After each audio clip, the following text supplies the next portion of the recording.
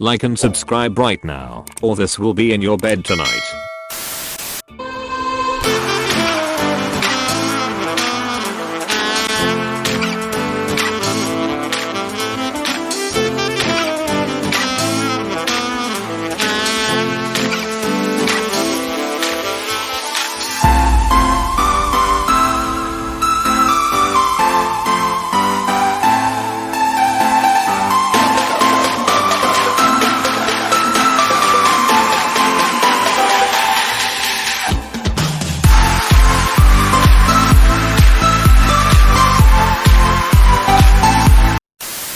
Hello and welcome back to ProRevenge.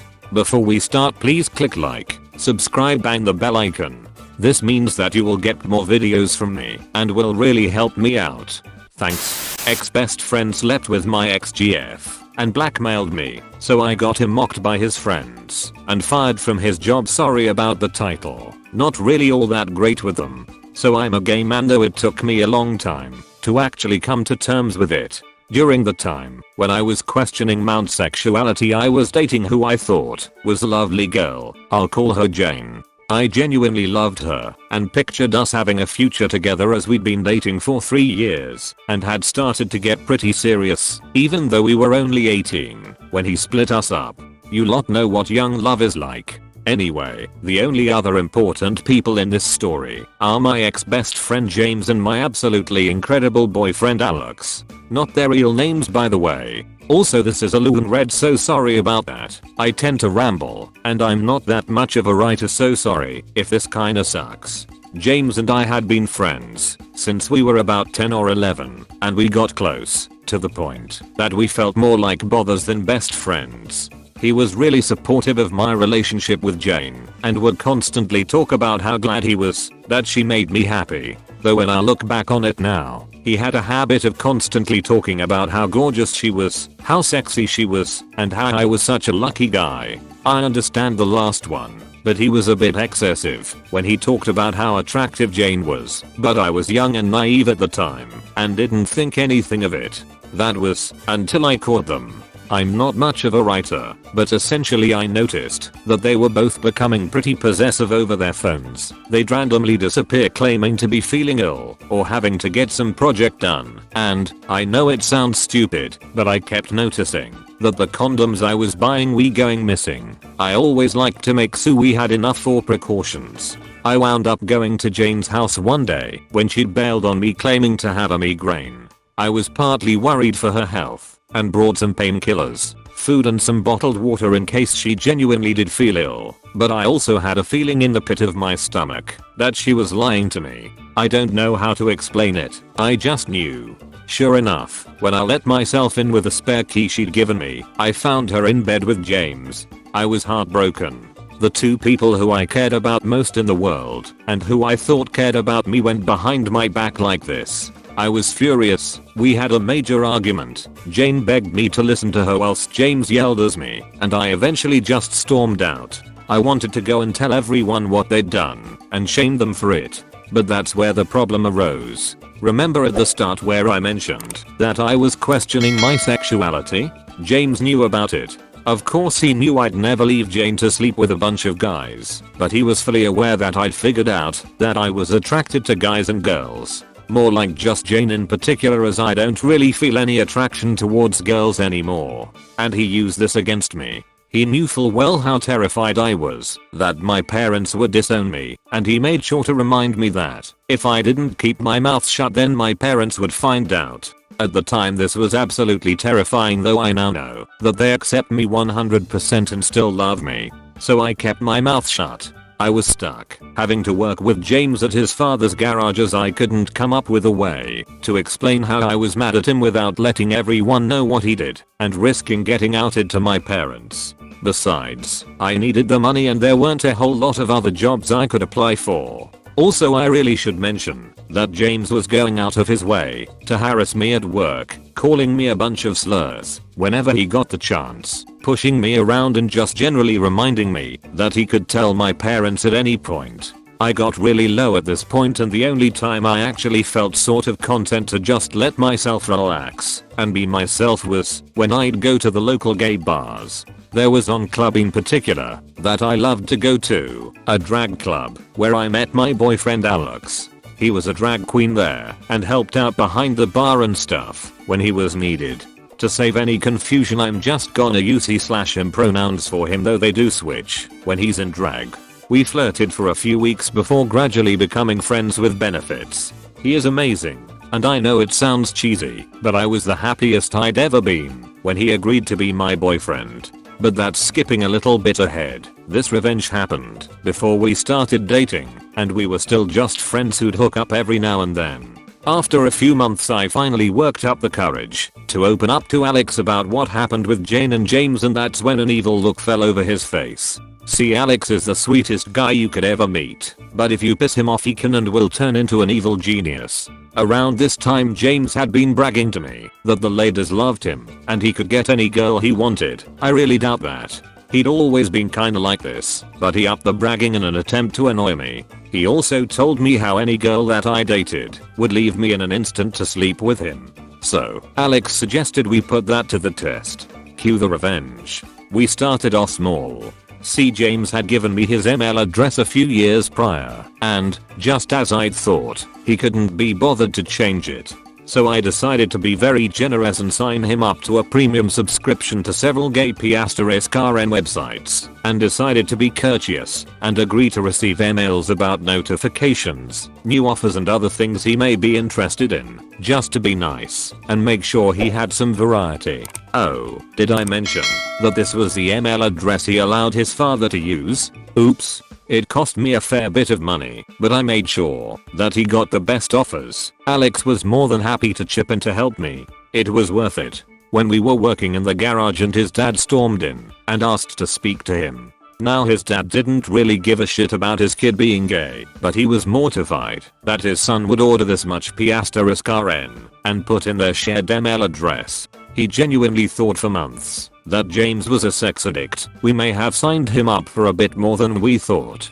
I logged into the email after the first 2 weeks of him being signed up for the subscriptions, and he had well over 100 emails about his accounts. This is when, like we'd hoped, James started getting more aggressive. He'd barge into me, screw up my work, to get me in trouble, and send me disgusting messages as well as threatening/insulting me in person. I took note of everything. I kept a notepad to log the dates and times of the incidents, and kept a detailed description of everything he did, every insult and every threat. I'd screenshot all the messages from him, and record every insult and threat that he'd hurl at me on my phone. Alex helped me organize all of this onto files, and then we saved it all onto a hard drive. This would be important for later. This is when we decided to move on to the next phase of our plan. The girlfriend. And no, not Jane.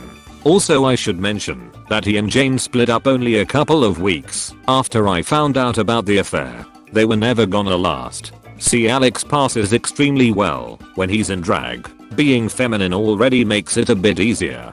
His voice isn't all that deep, and he can sometimes be mistaken for a girl with a slightly deeper voice. He usually exaggerates his makeup and clothing, but for this phase of the plan we decided to get him to tone down the makeup slightly to make it appear more natural, and a mutual friend of ours took him aside and gave Alex some of her clothes to wear. We then created a fake Facebook account for my new girlfriend and Alex, and I posted some cute couple photos on this account and my own personal Facebook account, posting all your usual love Adove stuff that you see on couples social media. Then we put our plan into action. Alex would come to pick me up from work a couple days a week, dressed as an extremely beautiful girl, if I do say so myself. We chat, hold hands, hug, and kiss, and just generally act like a couple. James obviously noticed. He took the bait and began chatting to Alex when he was waiting for me to finish up, and eventually wound up sending him, or our fake account, a friend request, which Alex was all too happy to accept. It took a few weeks, but after a while of just talking about work, school, TV shows and music, James finally started to edge his and Alex's conversations into more sexual territory. which was exactly what we were looking for. Alex answered accordingly. He had tried to send Alex nudes hoping to get some in return, but we deleted those straight away. We thought that would be a little too far, even for this douchebag. This continued for a few weeks, until we had everything in place. Alex made sure to screenshot the messages, and then we went ahead and changed the name of the Facebook account to Alex's name, and deleted the couple pictures on it. I sent the screenshots of the conversations with Alex to James' friends. They were petty accepting, and usually were the ones to call James out when he was being an asshole, and they took great pleasure in mocking James for it. The look on James' face when his friends mentioned his little boy toy was absolutely priceless. I'm not sure he'll ever live it down. The people he picked on at school even snapped back at him that he's the one who was sexting another guy, so where the hell did he get off calling them a ref *GG*T. This pissed him off to no end, as he knew that they were right, even if he hadn't known Alex was a boy at the time. James also had the sort of expected reaction and started sending Alex a bunch of hateful messages and threats, only helping our case as we'd screenshot the messages and added to the folders on the hard drive. Once I had what we thought was enough evidence, I decided to take it all to James' dad, mine and James' boss, and explained everything that was going on. From the cheating with Jane to the blackmail and threats, he just sat there and listened, allowing me to show him the proof I'd gathered. He did find the petty revenge with Alex in drag petty funny, but the rest of the time his face was just kind of blank, with a hint of anger in his eyes. He thanked me for the information and went off to speak with his son. James got fired on the spot. I agreed not to go to the police, as this could end up with some pretty bad press for his dad's company, and his dad was a pretty cool guy. I knew he was all talk, so there was no real threat of danger. I received an amazing reference from James' dad for a job I desperately wanted and eventually got, no doubt helped by said reference. James' parent flipped out with him. They refused to give him his job back and made him go out and actually put in the effort to get and keep a job. He had gotten used to being able to slack off, as his dad owned the place and technically couldn't fire him. They also sold the car they'd been letting him use and told him to pay for a new one with his own money. It took him about 2 years to save up enough money to buy his new car. It all eventually came out about James and Jane's affair. As for the threats of outing me, Alex kindly reminded James that he had absolutely no proof of me doing anything, whilst his friends all knew about the sexual messages James had sent him. You know, another guy. It would look like he was just pointing fingers because of a little petty revenge. James' father had also assured me that my secret was safe with him, so the threats of blackmail were now non-existent. James got into college on a scholarship and started hanging out with a bunch of other douchebags. I found out through a mutual friend that James was still a homophobic prick at college and was terrorizing a couple of LGBT students, as well as making disgusting threats against a lesbian girl in his class. None of them wanted to do anything about this, however. Why? Because James had been lying to them and saying that his dad was one of the higher ups in the college or something. I didn't pay a whole lot of attention and I can't remember exactly who he said his father was, but it was enough to make these poor kids worry that they could be kicked out of college for speaking up about this. I decided to lend a helping hand with the help of our mutual friend. I emailed a bunch of the disgusting screenshots, recordings of some of the threats and some of the homophobic / racist / sexist things he'd posted on his Facebook page, which he had deleted before the college could see them, to the higher ups in the college.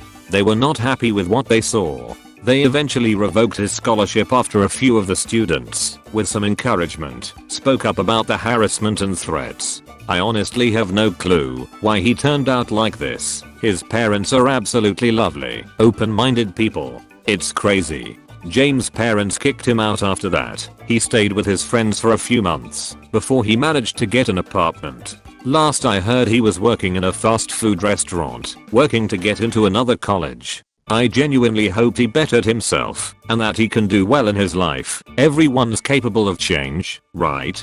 I'd also like to clarify that I didn't care all that much about getting back at Jane because, yes, she did have the affair, but I was getting some revenge on James for the blackmail and threats that came after it.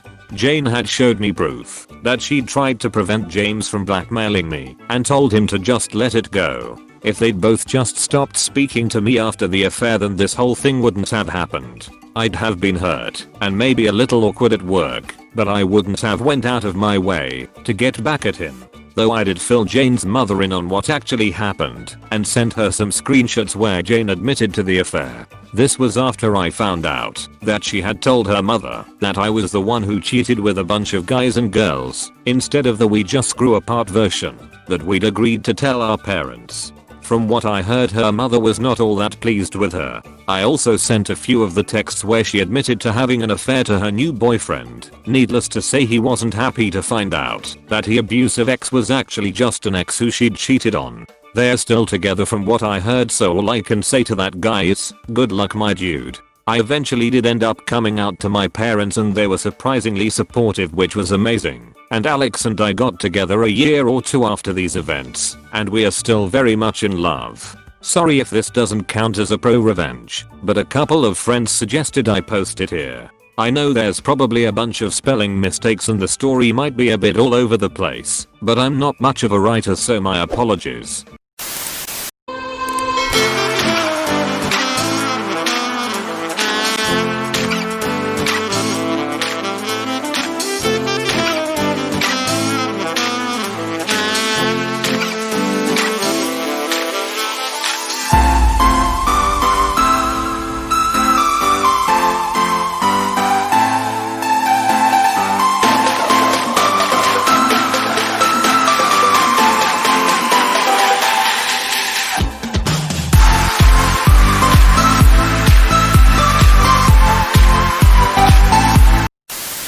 Thank you all for watching to the end of the video.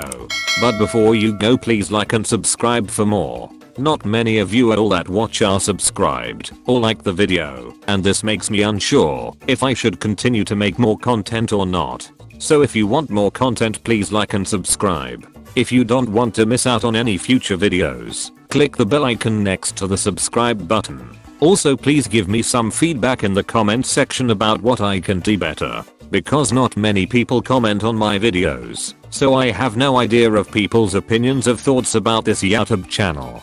So yeah, that's all from me. If you have subscribed and liked the video, please consider sharing the video with your friends. Thanks and bye. I'm still doing daily uploads, so hope to see you in tomorrow's video. Bye.